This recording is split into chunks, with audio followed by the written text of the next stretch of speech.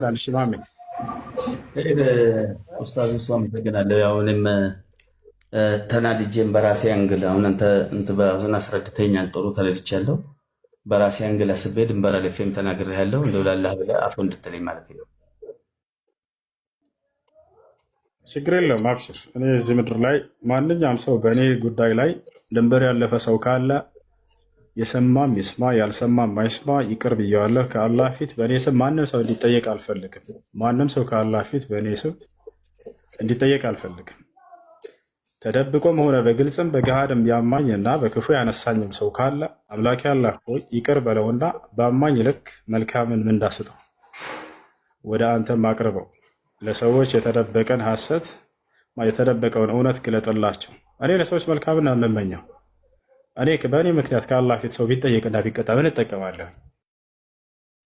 እያየሁ ጀሃነም ውስጥ ገብተህ እኔን ስለተናገርክ ብትቀጣ እኔን ገነት ላይ ከፍ አያደርገኝ። ስለዚህ ማንም ሰው ይሁን እኔ ቅርብ እያለሁ ግን ያልገባው ማንኛውም ክርስቲያንም ይሁን የሌላ እምነት ተከታይም ይሁን በቃ ዓላማችን እውነት ላይ መድረስ ነው። የነቢያትን መንገድ ማወቅ ይሁን ተው። ህይወት ነው፣ ህይወት ነው። በህይወት ላይ አትቀልዱ። ህይወታችሁን እድል አታድርጓት። ልክ አንድ እድል ተጠቅመህ ከባድ የሆነ ነገር ነው ልጆች። እናንተ ቀላል አድርጋችሁ ታዩታላችሁ አይደለ? ከባድ ነው። በሌላ ነገር ላይ በተሳሳቱ ችግር የለውም በምድራዊ ህይወት ላይ። ይሄ ግን ቀላል የህይወት ጉዳይ ነው። እነ አብርሃም እነ ይስሐቅ እነ ያዕቆብ ዝም ብለው በከንቱ አይደለም እዚህ ቆይተው አስተምረው የሄዱት። ያን ሁሉ መስዋዕት የከፈሉበት በከንቱ አይደለም። አብርሃም እሳት ላይ ተወርሮበታል ለዚህ ለእውነት ሲባል። ዮናስ በአሳ ነባሪ ሆድ ውስጥ ተጥሎበታል። ዮሴፍ እስር ቤት ውስጥ ገብቶበታል። ኢየሱስ ወይንም ዒሳ አይሁዲዎች በእርሱን ለመግደል ለመስቀል እስከ ማሴር ደርሰውበታል። አምላክ አላህ ከእጃቸው ነጥቆ ባይወስደው ብሎ በቀደሙት ነቢያቶች ላይ ብዙ መከራን አድርሰዋል። በነቢዩ ሰለላሁ ዐለይሂ ወሰለም ላይ አሳደዋቸዋል።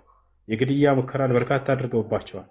ያ ሁሉ ዝም ብሎ በከንቱ ይመስላቸዋል። አምላክ ጸጥ ያላቸው ነቢያቶችን ያ ሁሉ መከራ እየደረሰባቸው የህይወት ጉዳይ ስለሆነ፣ ስለዚህ ቆም ብላችሁ አስቡ፣ ቆም ብላችሁ አስቡ። ሁላችንም አንዱን አምላክ የአብርሃም የይስሐቅ የያዕቆብን አምላክ እናምልክ ነው፣ ሌላ አይደለም።